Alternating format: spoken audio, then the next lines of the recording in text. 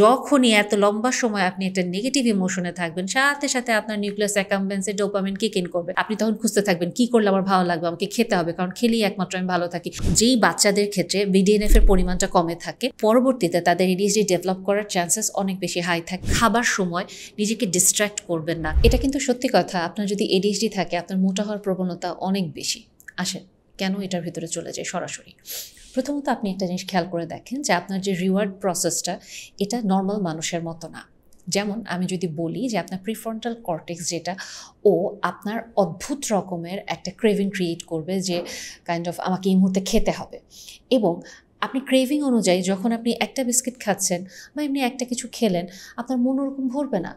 Let's say আপনার হয়তো ক্রেভিংয়ের স্কেলটা 5, কিন্তু আপনি যখন খেলেন ওটা হয়তো 2.5 হচ্ছে, কিন্তু ওটা একটা সাধারণ মানুষের জন্য ওর ক্রেভিং ছিল 5, ও খাবার খাওয়ার পরে একটা বিস্কিটে ওর 5 হয়ে গিয়েছে।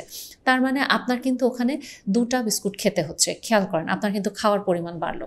সেকেন্ড যে প্রসেসটায় সমস্যা হয়ে যায় যে আমাদের ইনহিবিটরি কন্ট্রোলটা যাদের এডিএইচডি থাকে খুবই প্রবলেমেটিক থাকে।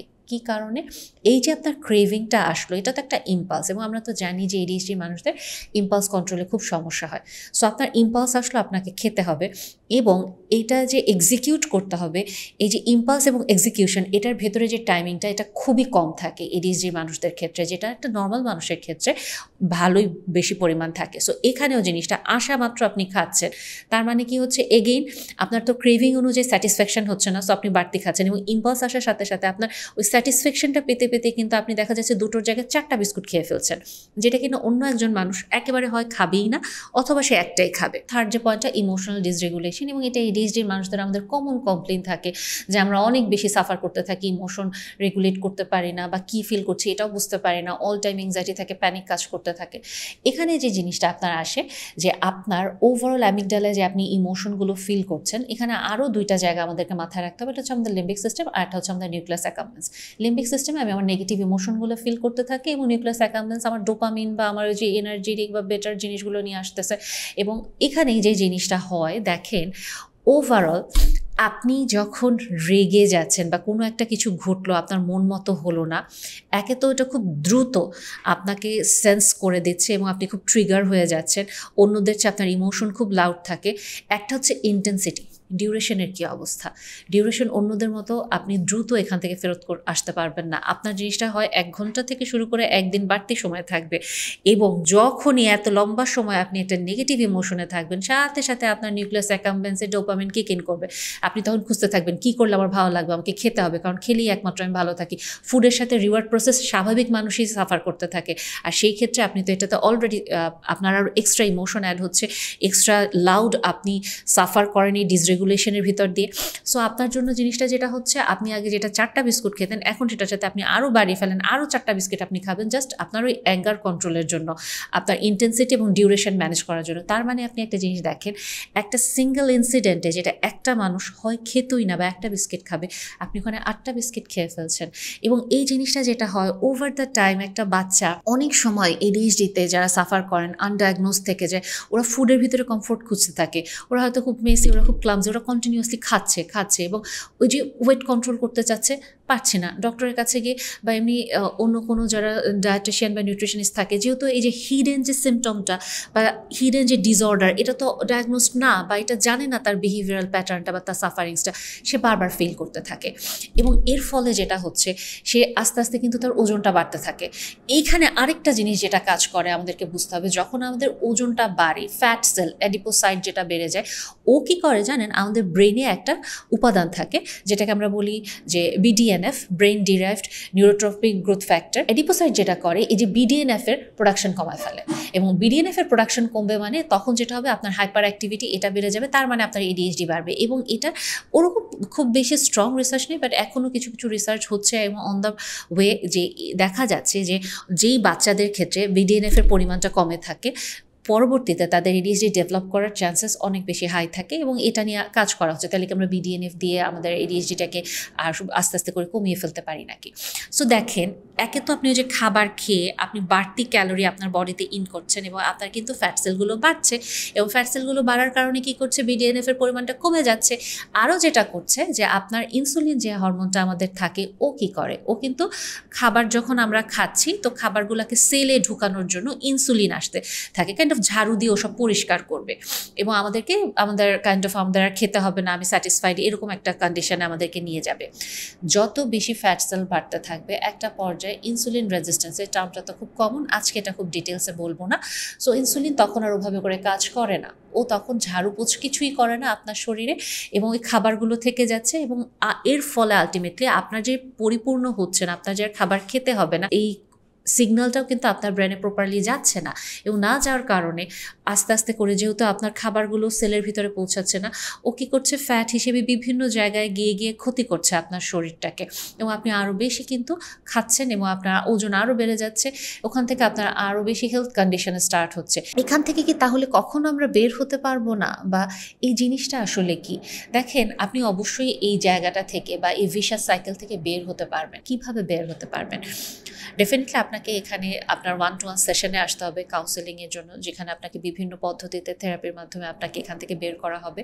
তারপরে আমি খুব জেনারেলাইজ ওয়েতে যদি আপনাকে কিছু কথা বলি, মূলত যেটা আপনারা চেষ্টা করবেন, খাবার সময় নিজেকে ডিস্ট্র্যাক্ট করবেন না, কারণ আমাদের তো টেন্ডেন্সি হচ্ছে আমরা ডিফোকাস হয়ে যাই, আমরা জাস্ট অন্যদিকে বিভিন্ন কিউয়ে চলে যাই। চেষ্টা করবেন টিভি দেখতে দেখতে না খেতে বা কোনো কিছু না, যখন খাচ্ছেন পা নাড়ান, হাত নাড়ান, একটা গান শোনেন বা কিছু একটা করেন যেটা আপনাকে কিনা হেল্প করে, কিন্তু আপনি কারোর সাথে গল্প করতেছেন বা কাইন্ড অফ মুভি দেখছেন কিন্তু খাবারের দিকে তাকাচ্ছেন না, এমন না।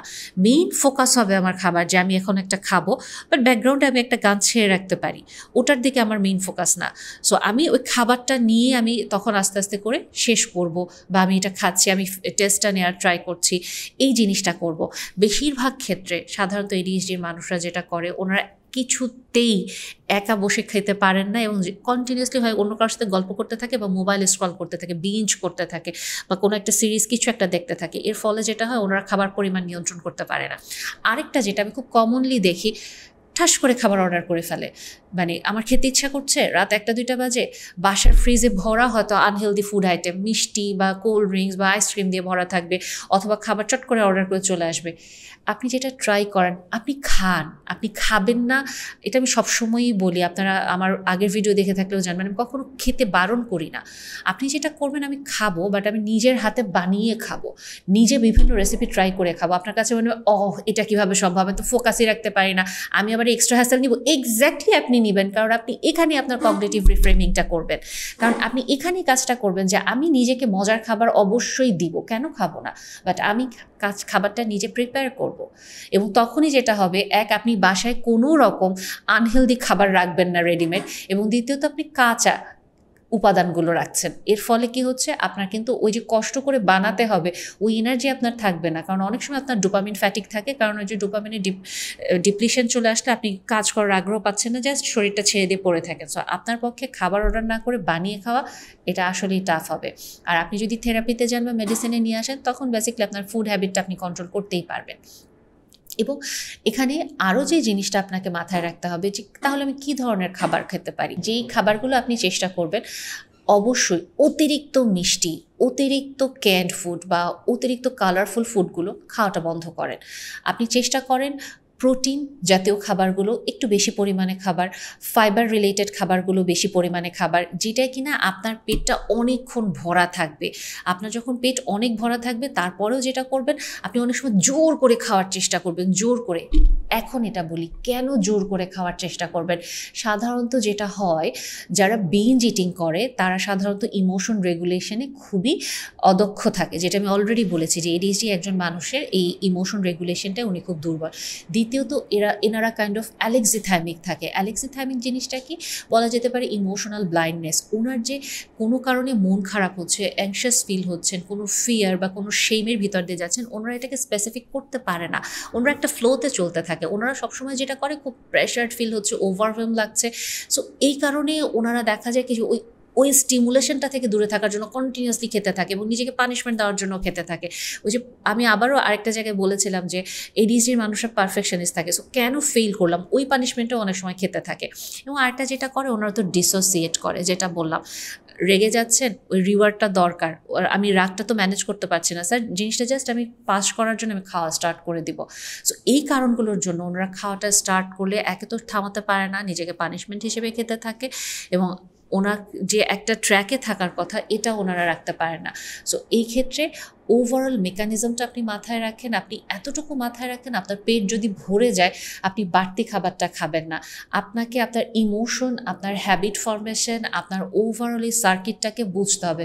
তারপরে দেখবেন আপনি যখন থেরাপিতে যাচ্ছেন এবং নিজেকে নিয়ে কাজ করছেন, আপনি আস্তে আস্তে করে আপনার ওয়েট লসও করতে পারবেন, নিজেকে একটা হেলদি লাইফ অফার করতে পারবেন। এবং এই যে একটা গিল্ট ফিলিংয়ের ভিতরে থাকেন যে কেন আমি পারি না, কেন আমাকে দিয়ে হয় না, কেন আমার নিউট্রিশনিস্ট বা ডায়েটিশিয়ান যারা থাকে আমাকেই ব্লেম দেয়, আমি অলস, আমি প্রোক্রাস্টিনেট করি, আমি আসলে চাই না, আমার কেন আমার জিম ট্রেনার আমাকে বুঝতে চায় না, এই একটা লুপ হোল থেকে আপনি বের হয়ে আসতে পারবেন।